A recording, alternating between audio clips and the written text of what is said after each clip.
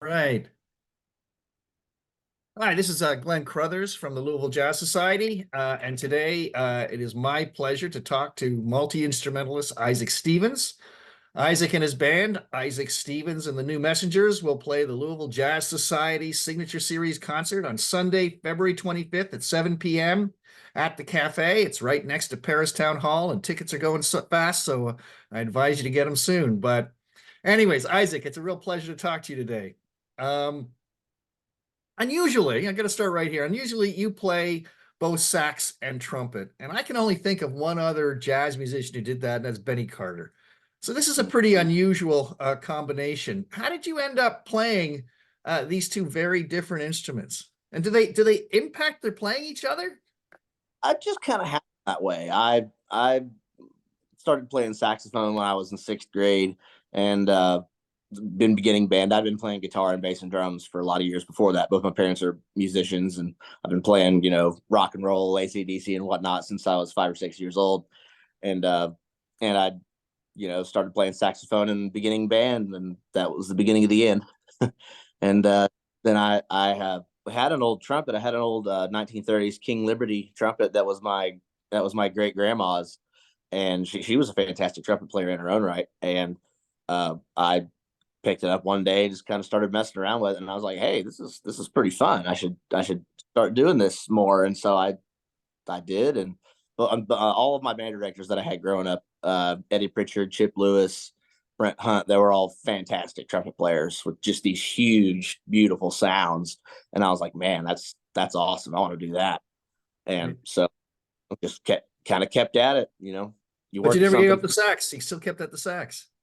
No, I still really enjoy playing saxophone, and it's such a versatile instrument. It's in basically every musical style after the 1930s, 40s. So Right.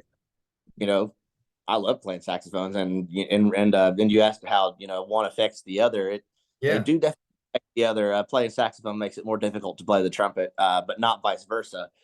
Just because the trumpet, the trumpet embouchure, you have to, there's a lot of things going on there, and there's a lot of stuff that has to go right there for it to Right. work. And when you've been playing saxophone and biting on one lip and having one lip just kind of doing really nothing, one gets tired, one doesn't, one gets swollen, one doesn't. And it makes it a little tougher to play the trumpet, but you know, been doing it for a lot of years, so just kind of got used to it at this point. Right. Right. So you just got to keep both up, I guess, right? Yep. You Yeah. got to play day. You got to play trumpet every day, otherwise it don't work. Doc Severinsen said you can take a day off, but you have a hard time putting one back on. So, I yeah. like that. So you said you were listening to AC/DC and you listen to the rock and roll, and I've seen videos of you up playing with rhythm and blues bands and stuff. So you have all these genres you're familiar with and you've played. So what attracts you to jazz? What's the appeal of playing jazz music? There's I remember I've always been exposed to jazz. Both my parents are jazz musicians. Like there's pictures of me when my mom was pregnant with me singing in front of a big band.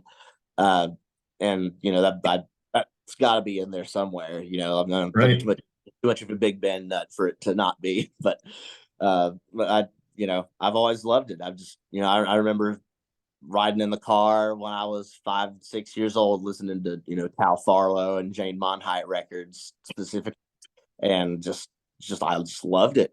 It's just always kind of spoken to me, and I just started playing saxophone when I was in sixth grade. Discovered Dexter Gordon and Charlie Parker, and I just that was the beginning of the end. Right. Just We got always into used My it. wife and I always used to joke about our son who was also pregnant when he first heard his first jazz show, and he's either going to be a jazz musician when he grows up or a heroin addict or both. Yeah, exactly. There. So is there something about jazz that you can do in jazz playing that you can't do in some of the other genres? There's something. There's definitely a freedom to it, but um I don't know. I mean, it's all music, really. I just enjoy making music, man. I enjoy making music with people who enjoy making music. Right. And the more opportunities I can have to do that, the better off I am better off I am, and you know, the happier I can be. The more music, the better. Great, great. Well, So you put together a really great band for Sunday night show, and some of the best young players here in the region. Can you tell me a little bit about the players that will be joining you on Sunday night? Sure. You got my real good buddy Kevin Dahl coming to play some saxophone. He is a phenomenal saxophone player. You get just a beautiful tenor sound, and he went to Michigan for his undergrad. He's from Louisville originally. He went to Ballard High School with another couple good buddies of mine that are great saxophone players, and Kevin's a phenomenal player and a great guy, and can't wait to play with him. And our trombone player is Zach Hood. He's another Louisville cat. Yeah, keeping with the theme, I guess. I'm Yeah, going. But yeah, Zach Hood is a phenomenal player. His dad, Mike, is a piano player around town who is a great, great piano player, and yeah, another great guy as well. I went to IU with Zach for the year I went for my master's. He was working on his undergrad up there, and I remember hearing him play like in the All State Jazz Band when he was like a kid, and he killing playing a big trigger horn and just killing. I was like, who is this guy? yeah, And then like fast forward a few years later, we're playing in the same big bands at IU and hanging out and playing gigs. And he's one of my best buddies, man. He's a great, great, great player and just a great guy. But can't wait to play with those guys. It's gonna be yeah, wonderful. yeah. But our piano player is Will Doty from I think he's from around Louisville, isn't he? I'm not totally sure. I feel like I should know that. Yeah. But went to U of L for his undergrad, studied with Gabe Evans, and he is a player.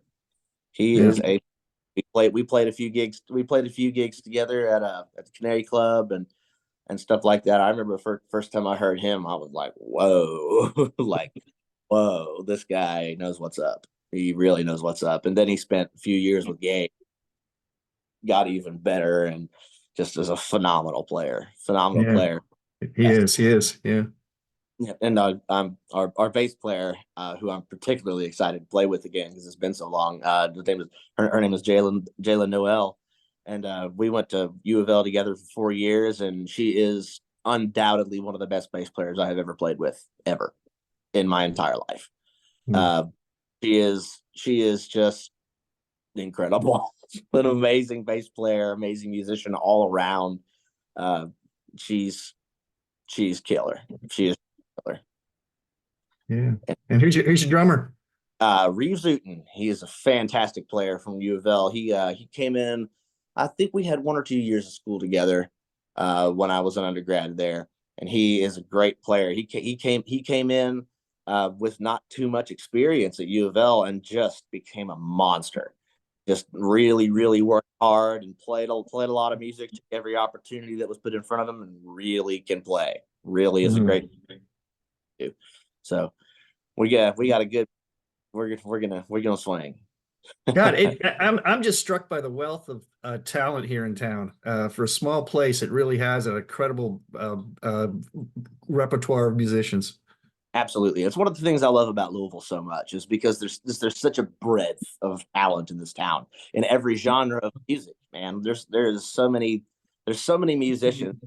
We're all not speaking for everybody, but we're kind of in our own little genre with genre. Like a lot of the jazz guys don't know a lot of the rock guys. A lot of the rock guys don't know a lot of the whatever.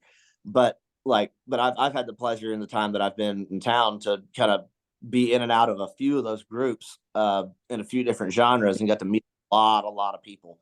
And Louisville is just an absolute gold mine of musical talent. And there's so many people that are doing so many great things here. And I just love it. I Yeah. love Louisville. So you're not originally from Louisville? No, I'm from Eastern Kentucky. I'm from Greenup County in the middle of glamorous nowhere. So Well, great. We're glad you're here. So he's can you tell us a little something about your set list for Sunday night? What kind of music's the audience going to hear? we are basically gonna go in there and play some tunes that we've all played before, played tunes that you may have heard before, and we're just gonna go and have a good time. We're gonna play some beautiful melodies. We're gonna swing. We're not gonna play anything crazy fancy. We're not gonna take any insane chances. it's going to be fun. It's going to be a good time. Uh, so you're going to be a man of mystery and not let us know anymore. Oh yeah. Yeah, all jazz standards. Jazz Okay. standard. A And, lot of them. and played with a large enough band, you can do some interesting things with them. Oh yeah, we're gonna have a few nice little arrangements and a few things here and there, kind of harkening back to the Jazz Messengers kind of deal. So Right. Get everybody a chance to solo some. oh yeah, everybody's gonna get a taste. Good, good. Well, we're really looking forward to it, Isaac, because I think it's going to be a great show. And as I said, tickets are already going fast. So if you're interested in seeing the band, Isaac Stevens and the New Messengers, get those tickets fast. It's been great to talk to you. And just a reminder that Isaac Stevens and the New Messengers will be playing at the cafe at 7 p.m. on Sunday, February 25th. And it's part of the Louisville Jazz Society's signature series. So thanks again, Isaac. Great talking to you. Thank you, Glenn.